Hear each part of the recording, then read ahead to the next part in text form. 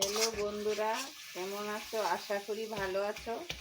আজকে আমি তোমাদের দেখাচ্ছি চিকেন কষা। চিকেন কষা বানার জন্য আমি প্রথমে মশলাগুলোকে ভালো করে ভেজে নিচ্ছি। মশলার মধ্যে আমি প্রথমে কড়াইতে তেল দিয়ে দিলাম। এতে 3টা পেঁয়াজ দিয়ে দিচ্ছি কুচি কুচি করে, আর আদা বাটা, রসুন বাটা, জিরা বাটা, ধনে বাটা আর লঙ্কা বাটা, আর একটু দিয়েছি গোলমরিচ বাটা। এই সবগুলো ভালো করে মিশিয়ে আর দিয়েছি এতে লবণ, আর এর মধ্যে দিয়ে দিলাম একটা গোটা টমেটো। এগুলোকে আমি ভালো করে নাড়িয়ে চাড়িয়ে কষিয়ে নিচ্ছি। তোমরা দেখো, ভালো করে কষাতে হবে মশলাগুলোকে, নইলে মাংসটা ভালো হবে না। আমার মশলাটা কষানো প্রায় হয়ে আসছে। আমি এর মধ্যে এখন আগে থেকে রেড করানো মাংস আমি লেবু দিয়ে ভালো করে মেখে 2 ঘন্টা রেখে দিয়েছি। এখন আমার মশলা কষানো হয়ে গেছে।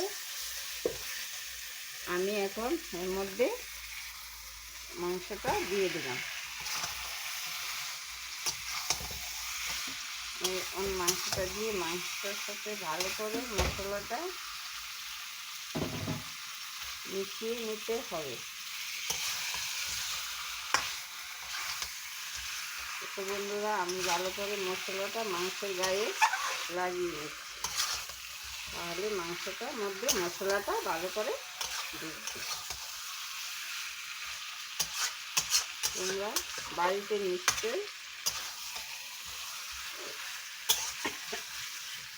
এভাবে করে করবে।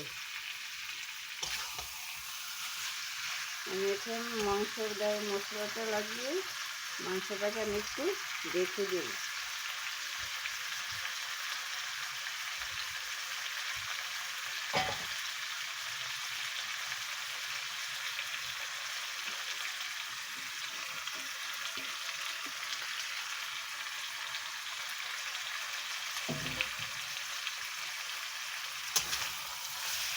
এই দেখো বন্ধুরা, মাংসটা এরকম হয়ে আসছে।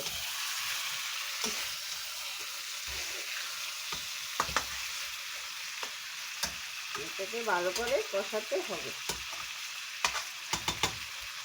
আমি এখন গ্যাসের ইয়েটা লো করে দিয়ে আমি দেখে দেব।